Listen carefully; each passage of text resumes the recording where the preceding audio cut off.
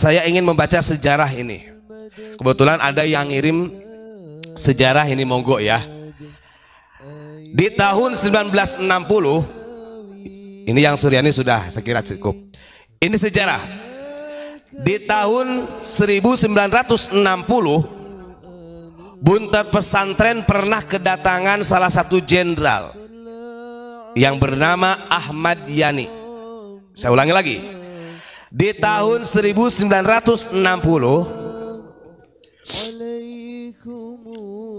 Buntet Pesantren kedatangan salah satu jenderal yang bernama Ahmad Yani. Beliau adalah utusan Presiden Soekarno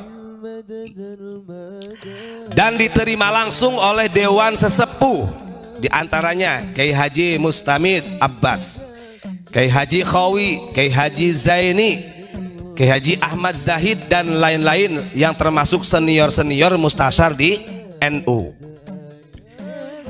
Apa keperluannya Ahmad Yani yang diperintahkan oleh Bung Karno ke Buntet menemui para sesepuh kiai yang ada di Buntet, termasuk mustasyar NU? Jenderal Ahmad Yani menyampaikan salam pertama kepada para sesepuh, para kiai yang ada di Buntet. Salam dari Bung Karno. Terus kemudian yang kedua, tujuannya beliau Ahmad Yani ini atau Jenderal Ahmad Yani diperintahkan untuk bertanya kepada para kiai sesepuh yang ada di Buntet oleh Bung Karno. Apa yang ditanyakan? Beliau diperintahkan untuk bertanya, apakah para habaib itu keturunan Nabi, para kiai? Nah, ditanya kan begitu. Nah, ketika Jenderal Ahmad Yani menanyakan kepada para sesepuh, apakah para habaib ini keturunan Nabi? Maka dijawablah oleh para kiai, bukan. Nasab mereka bahkan tidak tersambung. Ya, ini sudah terjadi nih 1960. Lalu kemudian Jenderal Ahmad Yani mengutarakan tujuan Bung Karno. Nah, sebenarnya begini Pak Kiai, bangkapannya begitu, kata Jenderal Ahmad Yani, kalau memang mereka bukan durian Nabi, kenapa harus dirawat di sini?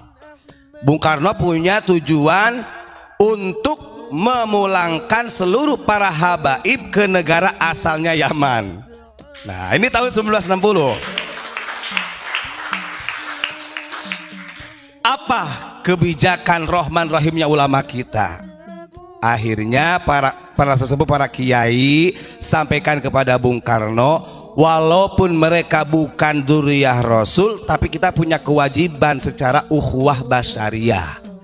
Orang Habib juga kan manusia, katanya begitu. Walaupun mereka didatangkan Belanda pada tahun 1840 sampai 1880, tapi karena para kiai itu mempunyai jiwa basyariahnya, ukhuwah basyariah, maka para kiai sepakat memberikan jawaban kepada Bung Karno, janganlah sampai dipulangkan. Orang kita ini punya ideologi Pancasila, artinya yang melindungi semua bangsa dengan berbeda suku, bahasa, dan lain sebagainya.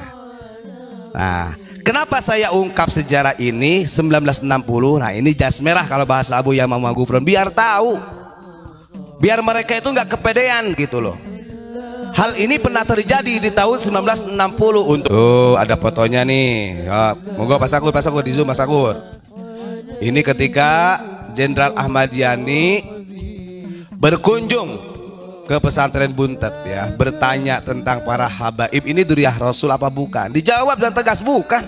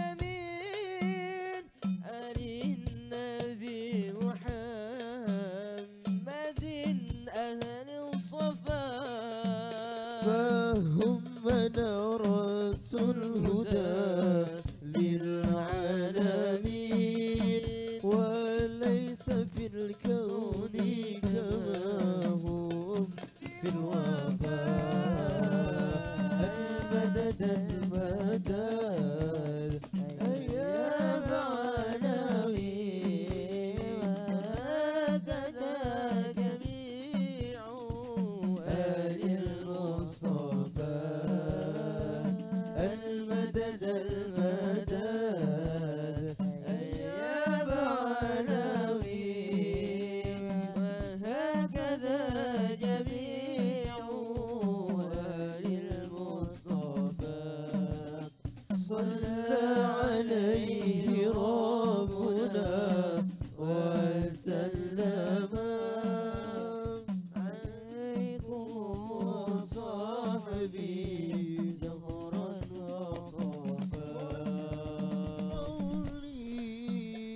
bulan Juli tahun 42 Bung Karno bebas. Pertama kali pidato Bung Karno di depan orang banyak, depan ribuan orang. Depan ribuan orang. Di mana? Di Masjid Kuitang waktu Isra wal Mi'raj. Ini ada di koran Asia Raya, boleh dicari di Perpustakaan Nasional. Ini sayangnya di buku-buku sejarah nggak pernah dicatat. Nama Masjid Kuitang nggak dicatat, nama Habib Ali Kuitang nggak dimasukin, nggak tahu kenapa. Iya, boleh periksa tuh. Kalau nggak salah namanya buku Soekarno di bawah bendera Jepang dari sejarawan Peter Kasenda. Ada dimuat, tapi nggak disebutin. Masjid Kuitang nggak disebutin, Habib Ali Kuitang nggak disebutin. Walhal Bung Karno itu pertama kali pidato di depan orang banyak tahun 42 di Masjid Kuitang. Siapa yang undang? Habib Ali bin Abdurrahman Al-Habasyi. Lalu Habib Ali ini dulu khutbah Jumat di Betawi pakai bahasa Arab. Ada tuh khutbah Jumatnya Habib Syekh Bafaki Boto Putih. Orang Betawi nggak ketinggalan itu tuh. Kalau pakai bahasa Melayu batal. Tapi lantaran ada Bung Karno, ada tokoh-tokoh nasional yang kemerdekaan ini sedang diperjuangkan, sampai Habib Ali diusulin jadi bahasa Melayu. Bayangin, ulama zaman dulu takut sama Habib Ali. Jadi Habib Ali usulin melalui Majelis Islam ala Indonesia. Tuh, ini sejarah nih, Majelis Islam ala Indonesia. Diajuin ke pemerintah namanya Dainipon, akhirnya disetujuin pakai bahasa Melayu. Akhirnya utusan-utusan Dainipon yang Jepang Islam nggak lagi naik mimbar. Yang naik mimbar tuh waktu Kiai Mas Mansur dari Surabaya, Bung Hatta naik mimbar, ya Bung Karno naik mimbar. Berkat siapa? Berkat Habib Ali bin Abdurrahman Al-Habasyi. Tahukah Anda bahwa di antara sekian nikmat yang Allah anugerahkan kepada bangsa dan negara Indonesia ini adalah hadirnya generasi-generasi terbaik yang tersambung nasab mulianya kepada Rasulullah Shallallahu Alaihi Wasallam. Tahukah Anda yang menentukan bahkan mengusulkan hari dan waktu proklamasi kemerdekaan Negara Kesatuan Republik Indonesia itu adalah seorang Habib Ali bin Abdurrahman Al-Habsyi atau dikenal dengan Habib Ali Kuitang. Beliau yang mengusulkan hari Jumat itu pukul 10 itu untuk proklamasi kemerdekaan Negara Kesatuan Republik Indonesia yang kemudian diproklamirkan oleh Insinyur Soekarno dan Muhammad Hatta. Demikian pula, tahukah Anda siapa yang mengkreasikan lambang Negara Kesatuan Republik Indonesia itu? Dialah seorang Habib, bahkan yang diabadikan dengan nama bandara terkenal di Kalimantan itu, yaitu Habib Sultan Hamid yang kedua, yaitu Habib Sultan Hamid Al-Qadri.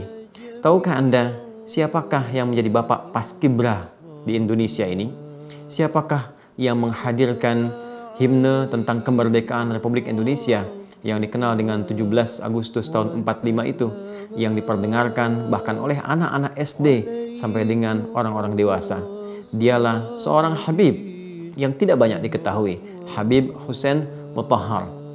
Di antara sekian banyak pejuang-pejuang bahkan yang berkontribusi pada hadirnya dan lahirnya Negara Kesatuan Republik Indonesia ini, dialah keturunan-keturunan Rasulullah SAW yang tersambung nasab mulianya dan perjuangan mulianya kepada baginda Rasulullah SAW.